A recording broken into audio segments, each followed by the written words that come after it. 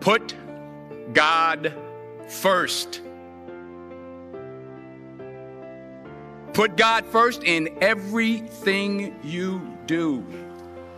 Everything that you think you see in me, everything that I've accomplished, everything that you think I have, and I have a few things, everything that I have is by the grace of God. Understand that. It's a gift. 40 years ago, March 27th, 1975, it was 40 years ago, just this past March, I was flunking out of college.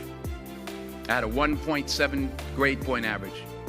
I hope none of you can relate. I had a 1.7 grade point average. I was sitting in my mother's beauty shop. They still call it beauty shop now? What they call it now? Yeah, I was sitting in the beauty parlor.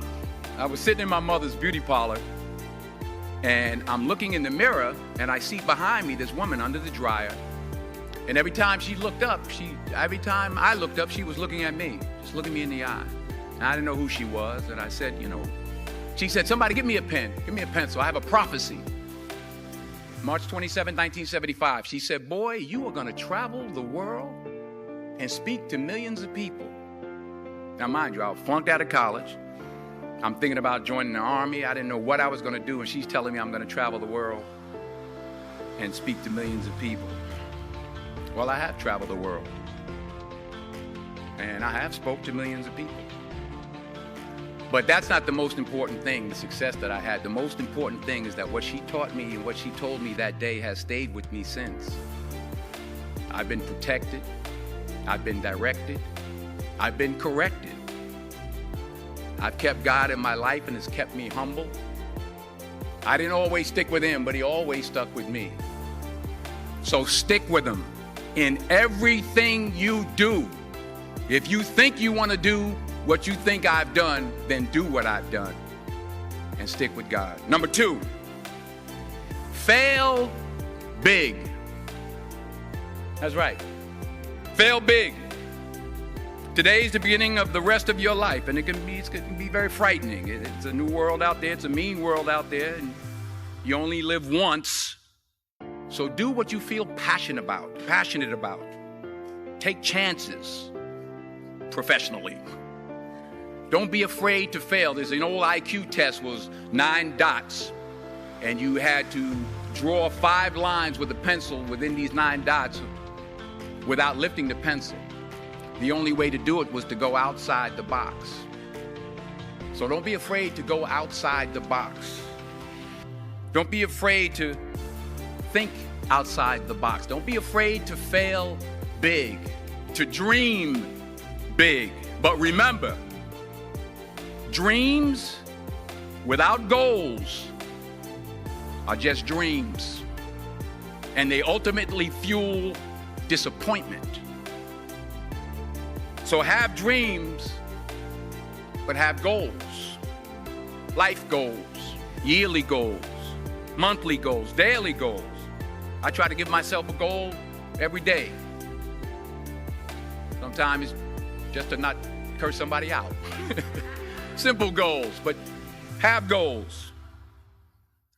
And understand that to achieve these goals, you must apply discipline and consistency.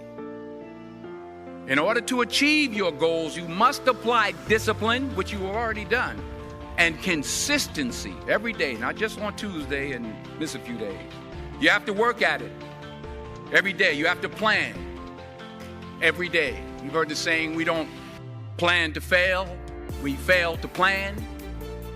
Hard work works.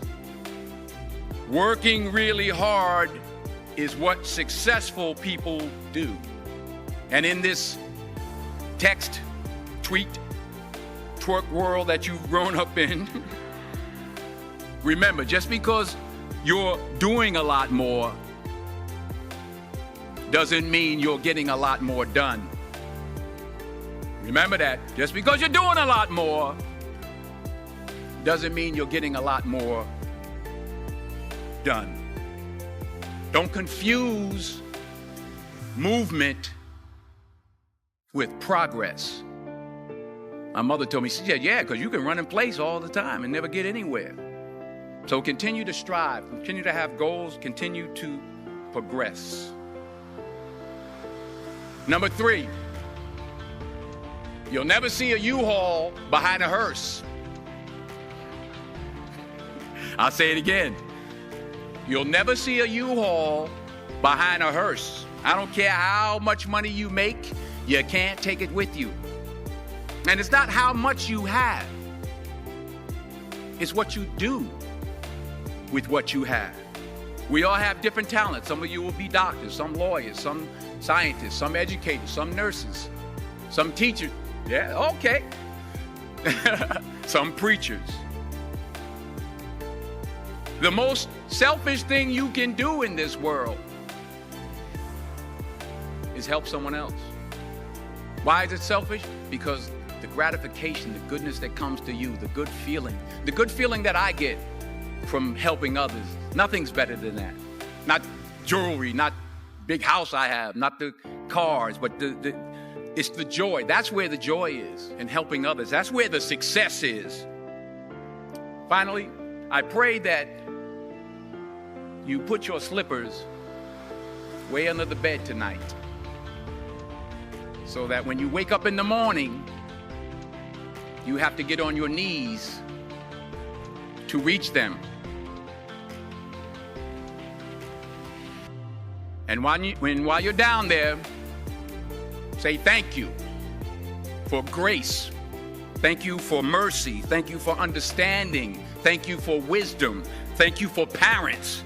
Thank you for love. Thank you for kindness. Thank you for humility. Thank you for peace. Thank you for prosperity.